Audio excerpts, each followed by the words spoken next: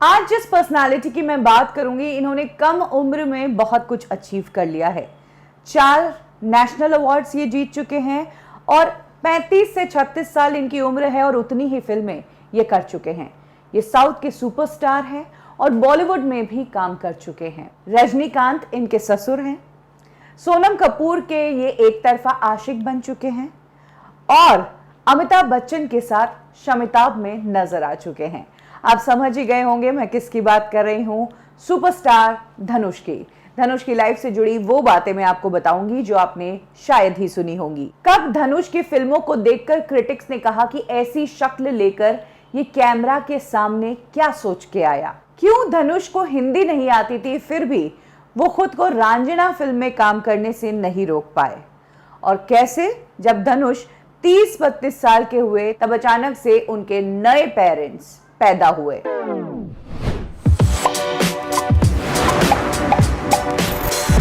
धनुष की स्टोरी से पहले धनुष के पिता की स्टोरी सुनानी बहुत जरूरी है ताकि समझ सकें कि आज जो धनुष इतने बड़े सुपरस्टार है उनका एक समय कैसा हुआ करता था। धनुष के पिता एक मिल में काम किया करते थे। 11 किलोमीटर पैदल चलकर वो मिल में दिन भर मेहनत करते थे और उस मेहनत से मुट्ठी भर पैसा आता था जिससे घर वालों को एक टाइम का खाना मिलता था। एक कमरे में ही उनका चाइल्डहुड बीता है। इनफैक्ट धनुष ने अपने इंटरव्यू में बताया कि कैसे उनके पड़ोस में रहने वाले बच्चे के पास एक रेड कलर की कार थी और वो रेड कलर की कार उन्हें चाहिए थी। बहुत समय तक वो उस कार के लिए सोचते रहे और उस कार को पाने की ख्वाहिश रही उनकी। धनुष के पिता को राइटिंग का बहुत शौक था और मिल में काम करने के दौरान कहानियां लिखकर वो राइटर्स को बेचा करते थे जिसके लिए उन्हें 50 रुपए मिलते थे और वो कहानियां आगे जाकर ज्यादा पैसों में बिकती थी। राइटिंग को उन्होंने जारी रखा, धीरे धीरे राइटर बने और राइटर के साथ साथ डायरेक्टर बने और एक टाइम पर धनुष के पिता कस्तूरी राजा का साउथ इंडस्ट्री में बोलबाला हो गया। धनुष जब पढ़ाई कर रहे थे तो 12th स्टैंडर्ड में फेल हो गए और यही टाइम था जब फैमिली वालों ने ठोक पीट के धनुष को फिल्म इंडस्ट्री में आने के लिए प्रेशराइज किया। धनुष खुद कहते हैं कि वो तो इंजीनियरिंग में जाना चाहते थे, शेफ बनना चाहते थे, लेकिन फैमिली की वजह से उन्हें इस इंडस्ट्री में आना पड़ा। उनके पिता ने ही उन्हें लॉन्च किया था इंडस्ट्री में। ये 2002 में फिल्म आई थी थुल्लुवाडो इलामाई। फिल्म में धनुष के काम की तारीफ हुई, लेकिन जिस फिल्म ने धनुष को रिकग्निशन दिलाया बतौर एक्टर वो फिल्म थी उनके भाई सेल्वा की फिल्म जिसमें धनुष ने लीड एक्टर के रूप में काम किया था। ये फिल्म ये 2003 में आई थी। कोडाल कोंडेन इस फिल्म का नाम था। इस फिल्म में धनुष ने मेंटली डिस्टर्ब्ड यूथ का किरदार निभाया था। विनोद उनका नाम था जो अपनी गर्लफ्रेंड के लिए पॉजिटिव हो जाता है। इस फिल्म के लिए धनुष को जबरदस्त तारीफ मिली और तब पहली बार धनुष को एक थिएटर ओनर ने रजनीकांत की बेटी ऐश्वर्या रजनीकांत से इंट्रोड्यूस करवाया था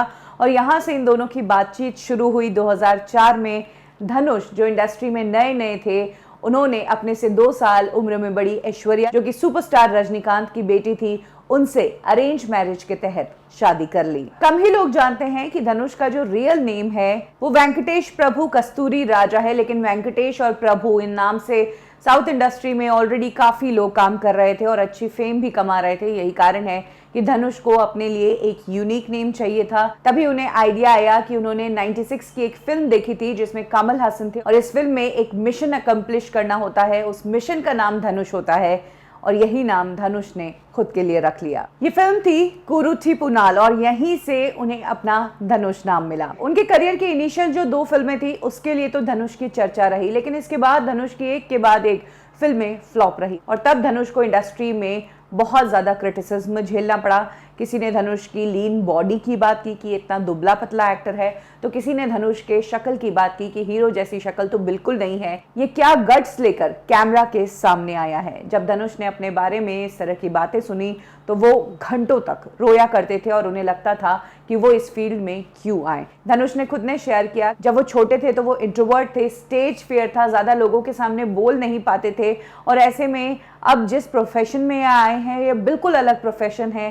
कैमरे के सामने बोलना है, अपने आप को प्रेजेंट करना है और ये जो उनकी लाइफ में चेंज आया था और इनिशियली जो क्रिटिसिज्म मिला इससे वो काफी डिप्रेस हो गए थे। कहते हैं कि 2005 से धनुष को रिस्पांस अच्छा मिलने लगा और उनकी फिल्में जो है वो हिट होने लगी। भले ही लोगों ने उनके लुक्स की बात की हो, भले ही कहा हो कि नॉन एक्टर मटेरियल है, लेकिन जिस तरह से वो स्क्रीन पर अपनी प्रेजेंस को मनवाते थे, लगता था कि ये लीड हीरो के रूप में ही काम करने लायक है, इस एक्टर को खोने नहीं देना चाहिए, इसीलिए उन्हें आगे से आगे फिल्में मिलती रही। 2010 में धनुष ने नेशनल अवार्ड जीता अपनी फिल्म अड्डू कलम के लिए, और इस फिल्म में उनका काम इतना पसंद किया गया कि उस टाइम इतनी कम उम्र में नेशनल अवार्ड जीतने वाले वो पहले एक्टर बने। 2011 में धनुष एक बार फिर से चर्चाओं में तब आए जब उन्होंने एक गाना बनाया। 3 फिल्म वो बना रहे थे। श्रुति हसन उनकी एक्ट्रेस थी और ऐश्वर्या जो उनकी वाइफ है वो इस फिल्म को डायरेक्ट कर रही थी। धनुष खुद इस फिल्म के प्रोड्यूसर थे। इसी फिल्म के लिए कोलावेरी डी करके एक गाना बनाया उन्होंने। ऐसे ही मजे मजे में ये गाना बनाया, लेकिन ये गाना YouTube पर वायरल हो गया। ऑल ओवर वर्ल्ड इस गाने का क्रेज सर चढ़ के बोला। जगह जगह इस गाने के वीडियोस बन रहे थे। इंटरनेशनल मीडिया ने इस गाने के बारे में बात की। इनिशियली लोगों ने इस गाने के लिए कहा कि कैसा ये नॉनसेंस सा सॉन्ग है और इतना वायरल हो रहा है, लेकिन इस सॉन्ग ने रिकॉर्ड्स बनाए ऐसे जैसे रिकॉर्ड्स अब तक किसी भी इंडियन सॉन्ग ने नहीं बनाए थे। ये फर्स्ट इंडियन म्यूजिक वीडियो बनी जिसने 100 मिलियन व्यूज यूट्यूब पर क्रॉस किए थे। इस सॉन्ग के बारे में धनुष का कहना है कि ये गाना ऐसे ही 20 मिनट में उन्होंने बनाया अपनी टीम और अपने कंपोजर के साथ में बैठकर। उन्हें नहीं उम्मीद थी कि ये गाना वायरल हो जाएगा। इस गाने को उन्होंने सूप सॉन्ग नाम दिया था, यानी कि हार्ट ब्रेक सॉन्ग था। और कोलावेरी डी का मतलब धनुष के अकॉर्डिंग कि मेरे साथ ऐसा क्यों किया। जिस वक्त धनुष इस फिल्म में काम कर रहे थे तब धनुष की और श्रुति हसन के अफेयर्स की खबरें काफी वायरल हुई। गॉसिप मैगजीन्स में कहा जाने लगा कि धनुष और श्रुति हसन एक दूसरे को डेट कर रहे हैं। ये खबरें रजनीकांत की फैमिली तक जब पहुंची तो धनुष के पिता और रजनीकांत दोनों ने बैठकर बात की और फिर एक बार फिर से ऐश्वर्या और धनुष को अपने रिश्ते को मजबूत बनाने के लिए कहा गया। साउथ इंडस्ट्री में धनुष एक के बाद एक फिल्में कर रहे थे। वो यंग थे, उनके पास फिल्में थी और फिल्में सुपर हिट हो रही थी। बतौर एक्टर वो अपना लोहा मनवा चुके थे, अवार्ड्स जीतते जा रहे थे। इसी दौरान आनंद एल राय ने धनुष को फिल्म ऑफर की रांझना। आनंद एल राय ने जब धनुष को फिल्म रांझना ऑफर की थी तो इस फिल्म को मना करने के पीछे उनके पास कई सारे कारण थे। एक तो साउथ इंडस्ट्री में वो ऑलरेडी अच्छा काम कर रहे थे, उन्हें जरूरत नहीं थी किसी और इंडस्ट्री की। दूसरा, लैंग्वेज सबसे बड़ा बैरियर था क्योंकि अब तक साउथ की फिल्में कर रहे थे और हिंदी उन्हें बिल्कुल नहीं आती थी। साथ ही डायरेक्टर चाहते थे कि डबिंग नहीं हो, जो डायलॉग्स है वो धनुष की आवाज में ही की जाए। जितना टाइम उनका डबिंग में लगता उतने में तो धनुष किसी दूसरी साउथ की फिल्म का फर्स्ट स्केड्यूल पूरा कर लेते। लेकिन इन सब प्रॉब्लम्स के बावजूद धनुष ने फिल्म रांझना साइन की सिर्फ और सिर्फ इसलिए क्योंकि उनके साथ भी जिंदगी में ऐसा हो चुका है जब वो किसी लड़की के साथ एक तरफा प्यार में पागल हुए थे। यही कारण है कि धनुष इस कुंदन के किरदार को अपनी लाइफ के सबसे करीब मानते हैं। फिल्म को अच्छा रिस्पांस मिला। धनुष की एक्टिंग हिंदी ऑडियंस को भी बहुत पसंद आई। और हाँ, जहाँ तक डबिंग की बात है तो अक्सर साउथ की फिल्मों के लिए धनुष को 4 घंटे लगते हैं फिल्में डब करने के लिए, लेकिन रांझना के लिए 9 से 10 दिन लग गए थे। 2015 में धनुष फिर से एक हिंदी फिल्म में नजर आए। शमिताभ ये फिल्म थी। आर बाल्की ने फिल्म को बनाया और अमिताभ बच्चन ने धनुष के लिए आवाज दी थी। इस फिल्म में काम करना उनके लिए मुश्किल की बात नहीं थी क्योंकि उनका एक भी डायलॉग नहीं था। सारे डायलॉग्स अमिताभ से ही डब करवाए गए थे, लेकिन अमिताभ बच्चन के साथ स्क्रीन शेयर करने का मौका मिला था उन्हें। हालांकि फिल्म बॉक्स ऑफिस पर फ्लॉप रही। यही वो टाइम है जब धनुष का नाम फिल्म इंडस्ट्री की एक और एक्ट्रेस के साथ जुड़ा। त्रिशा जो एक्ट्रेस थी जिन्हें हम खट्टा मीठा फिल्म में देख चुके हैं अक्षय कुमार के साथ, उनके साथ धनुष का नाम जुड़ा और कहा यह भी गया कि त्रिशा की सगाई जो है वो तक धनुष के कारण ही टूटी। जहां एक तरफ धनुष इधर फिल्म इंडस्ट्री में अच्छा काम कर रहे थे, फिल्में सुपर हिट हो रही थी, अवार्ड्स जीत रहे थे, एक्टर, सिंगर, राइटर के साथ साथ वो प्रोड्यूसर भी बन चुके थे, वहीं कंट्रोवर्सीज उनका पीछा छोड़ने का नाम नहीं ले रही थी। इनफैक्ट 2016 में तो ऐसा हुआ जब एक एल्डरली कपल जो है उन्होंने पुलिस में कंप्लेंट लिखाई और कहा कि धनुष जो है उसके असली बायोलॉजिकल पेरेंट्स हम हैं। इनफैक्ट उन्होंने कहानी भी सुनाई कि कैसे 2000 के आसपास जब धनुष के स्कूल में गंदे मार्क्स आए थे तो वो घर छोड़कर चले गए थे और वहां से जो धनुष के माँ बाप हैं, कस्तूरी राजा, उन्होंने धनुष को ले लिया। इनफैक्ट इस कपल ने ये तक क्लेम किया कि हमें हर्जाना चाहिए और हमें धनुष से 65,000 रुपीस मंथली घर खर्च भी चाहिए। हालांकि धनुष ने इन सारी चीजों को सिरे से नकारा।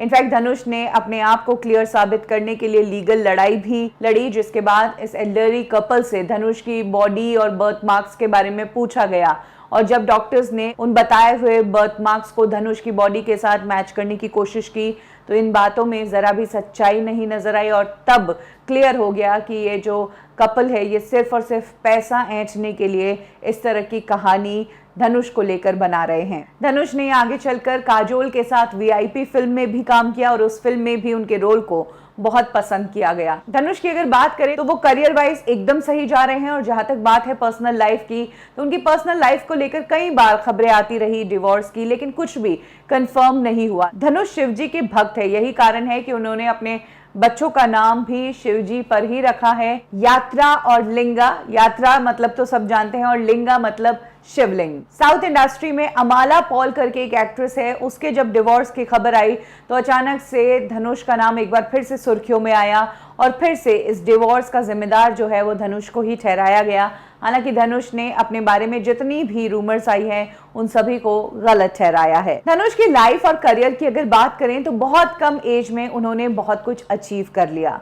धनुष चाहे कॉलेज नहीं गए हो, धनुष ने चाहे दोस्तों के साथ जो कॉलेज टाइम में कॉलेज लाइफ एंजॉय करने की बात होती है वो भले ही नहीं किया हो, लेकिन आज जो कुछ धनुष के पास है, जो कुछ उन्होंने अचीव किया है वो उन लोगों के पास भी नहीं होता है जो कॉलेज लाइफ को अच्छे से एंजॉय करते हैं। इसीलिए कहते हैं कि कई बार कुछ चीज़ों को पाने के लिए हमें कीमतें चुकानी होती है और शायद धनुष ने उस यंग एज में काम करके अपनी अडल्टहुड को सेक्रीफाइस जरूर किया, लेकिन जो कीमत उन्होंने चुकाई उसका रिजल्ट आज सबके सामने है। जिस धनुष को इंडस्ट्री ने एक बार ये कह दिया था कि इसने अपनी शक्ल कांच में नहीं देखी क्या, कैसे हिम्मत हुई इसकी कैमरा के सामने आने की, वही इंडस्ट्री आज मजबूर है धनुष के अच्छे कामों के बारे में लिखने के लिए और धनुष को एक इंस्पायरिंग पर्सनालिटी प्रेजेंट करने में। धनुष की कौन सी फिल्म, उनका कौन सा किरदार आपको बेहद पसंद आया, कमेंट सेक्शन में जरूर शेयर करें। कब की और कैसे में अभी के लिए बस इतना ही, फिर मिलेंगे बॉलीवुड की एक और स्टोरी के साथ। लाइक करें हमारा फेसबुक पेज बॉलीवुड ठिकाना, फॉलो करें हमें इंस्टा पे